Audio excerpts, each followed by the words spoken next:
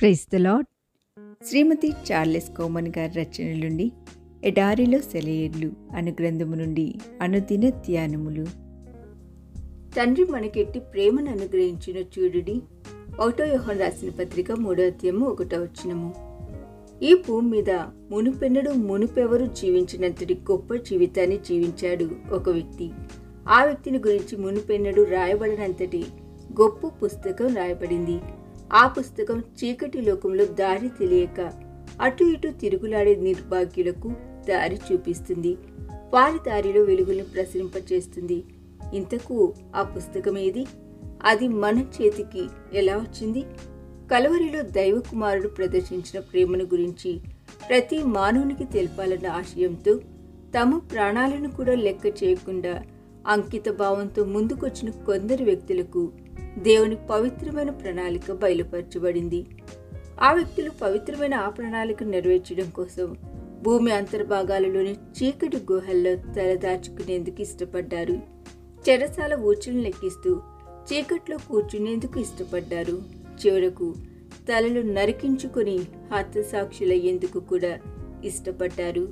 ఆ పరలోక దర్శనానికి వాళ్ళు అవిధేయులు కానందున అమూల్యమైన తన పని కోసం దేవుడు వాళ్ళను సిద్ధపరిచాడు.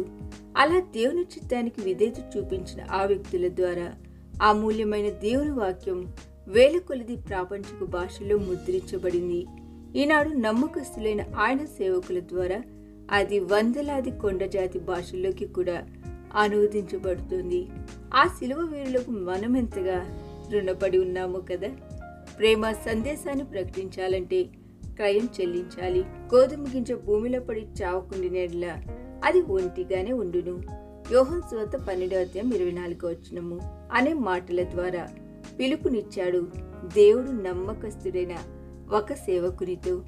ఆ పిలుపుని విన్న ఆ సేవకుడు ప్రశాంతంగా తన ఒంటరి గదిలో వెళ్ళి రాత్రంతా ప్రార్థనలో గడపడం ప్రారంభించాడు. ఆ నిశ్శబ్ద నిశీతి సమయం ఆ వ్యక్తి జీవితాన్ని పూర్తిగా మార్చివేసింది.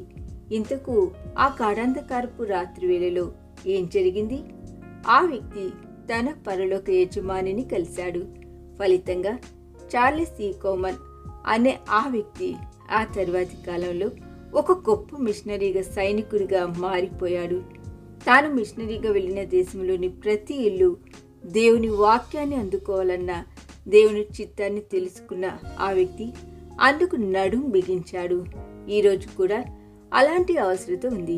ఈరోజు కూడా దేవుడు తన సేవకులకు అలాంటి పిలుపునే ఇస్తున్నాడు. దేవుడు ఈరోజు అంటే రేపు అని అర్థం కాదు. చార్లెస్ కోమన్ సవాలును స్వీకరించాడు.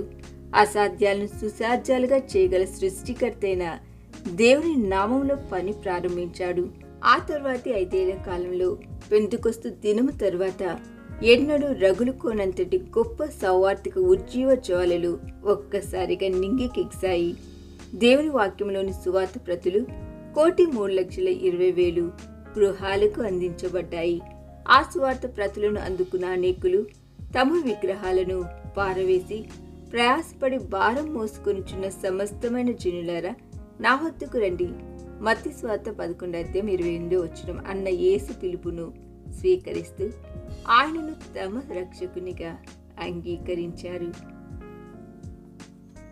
ఈ దిన ధ్యానము మనందరి ఆత్మీయ జీవితమునకు ఆశీర్వాదకరముగా ఉండునుగాక. ఆమేన్.